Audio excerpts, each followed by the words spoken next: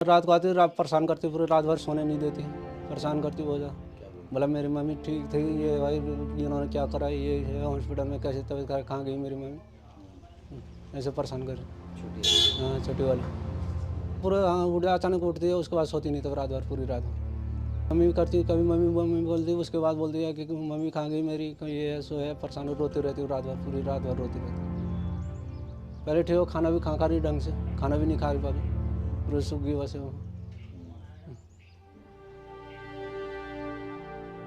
नमस्कार, मैं हूं रॉबिन सिंह चौहान और आप जुड़ चुके हैं पंचायत रिपोर्टर के इस मंच के साथ। इस वीडियो में 6 साल की जिस मासूम लड़की को आपने अभी देखा, वो आरुषि नेगी है। उसके पिता बता रहे थे कि आजकल उनकी बेटी रात को उठ जाती है, सो नहीं पाती और पूछती है कि आखिर उनकी माँ कहाँ है।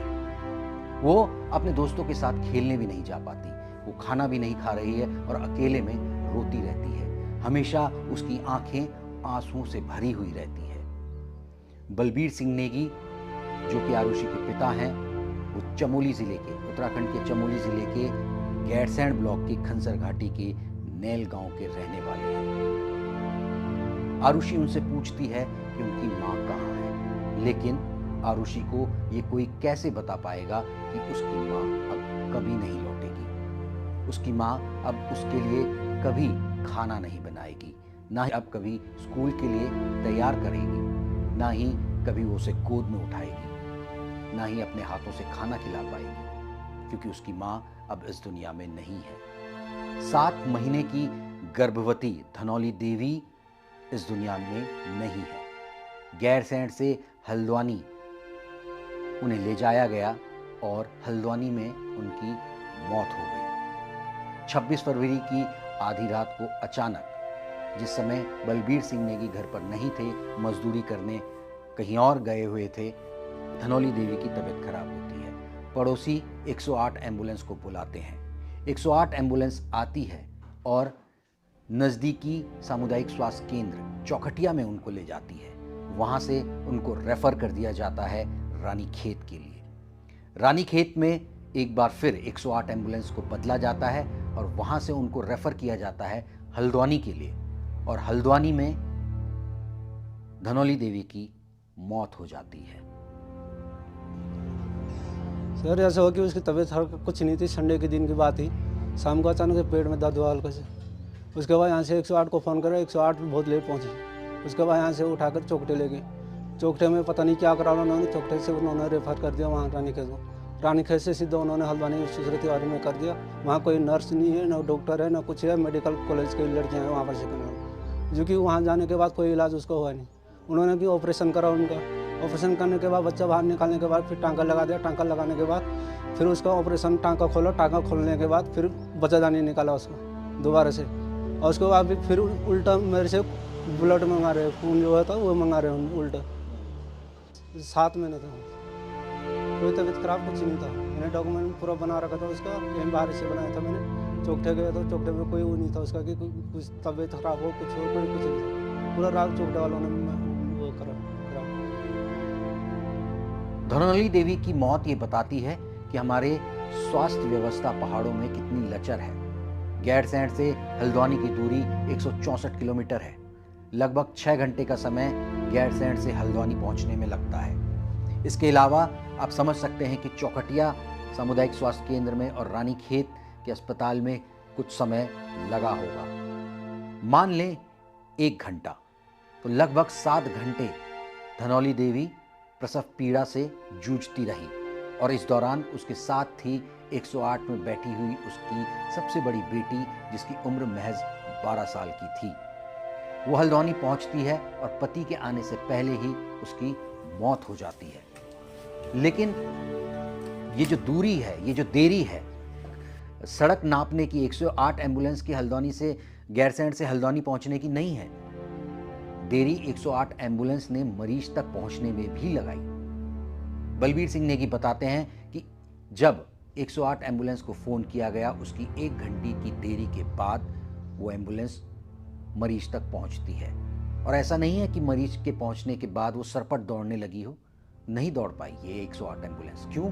तो मैं नहीं था, मैं बाहर जा रहा था, मैं लेबर भी करता हूँ, मैं गाड़ी में चला गया था। गाड़ी के बाद रात को जैसे 12 बजे फ़ोन आया उनका, फिर 108 को फ़ोन करा गया था। फ़ोन करने के बाद 108 बहुत लेट पहुँची। किसने किया? पप्पू भाई ने करा था नीचे से। हाँ, जहाँ अभी आए थे उन्होंने करा, उनको मैंने फ़ोन करा वहाँ चले जाओ। उनका फ़ोन मेरे को आया, मैंने बोला वहाँ चले जाओ, वहाँ से फ़ोन कर दो। वो 1 घंटा बाद आया। कितनी देर में आई? 108 1 घंटे में आए। उसके बाद उसकी यहाँ आकर उसकी लाइट ही नहीं जली, गाड़ी की लाइट ही नहीं जली उसकी। आपकी धर्मपत्नी के साथ कौन गया था? मेरी लड़की गई थी। बेटी गई। हाँ जी, वो अभी 12 साल की।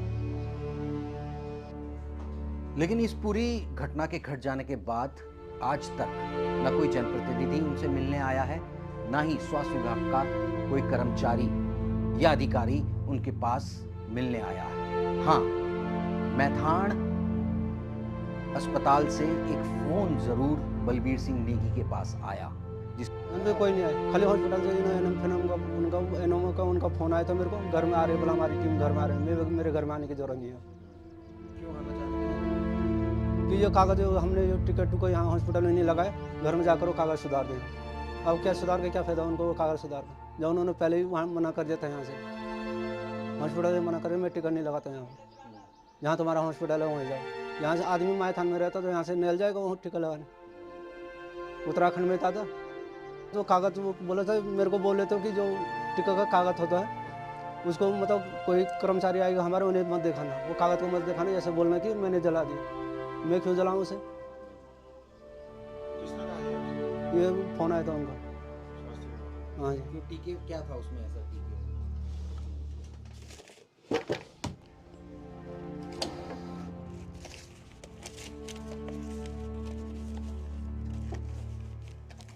सर ये वाला कागज को बोल रहे इसे दिखाना मत बोल किसी को, ये वाला कार्ड मत दिखाना किसी को, जैसे बोलना कि मैंने जला दिया।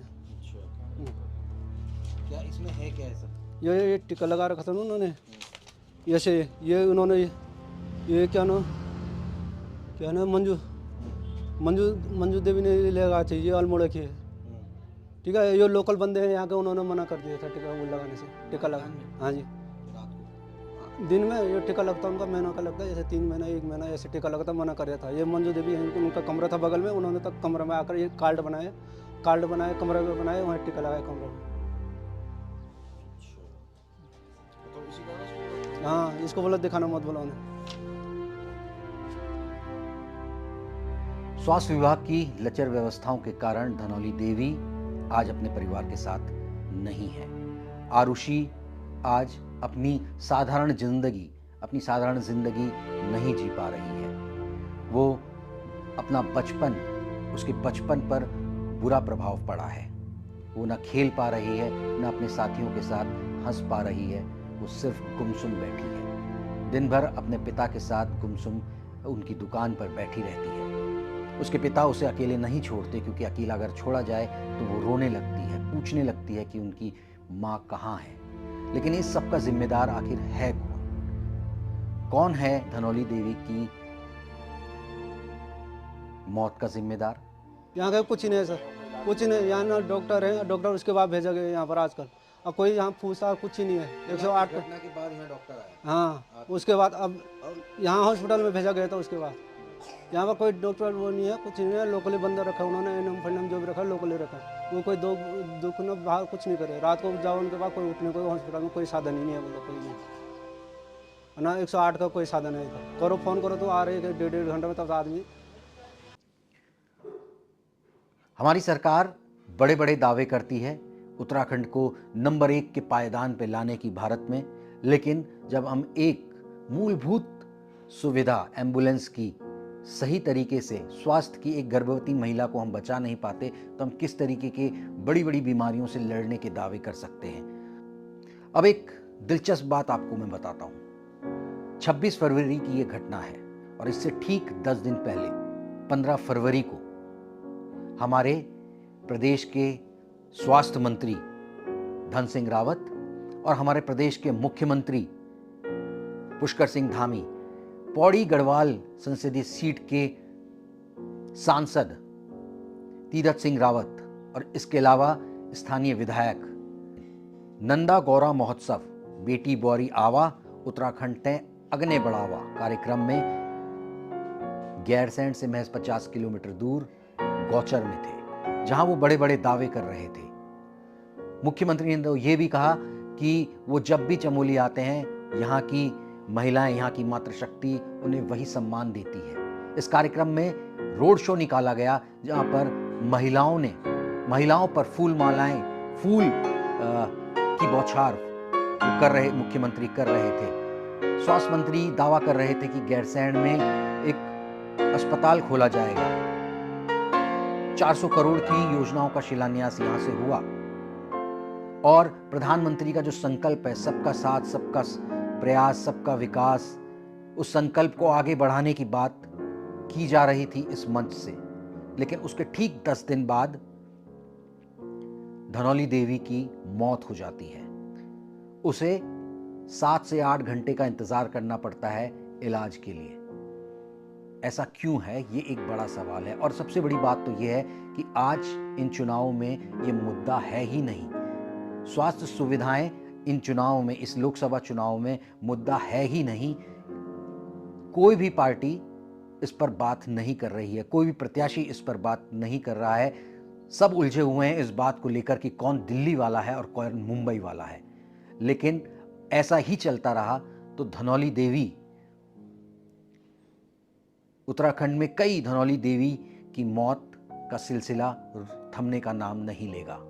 अगर इन स्वास्थ्य सुविधाओं पर, इन लचर स्वास्थ्य सुविधाओं को ठीक नहीं किया गया तो कई आरुषि का जो सामान्य जीवन है वो पटरी से उतरने वाला है।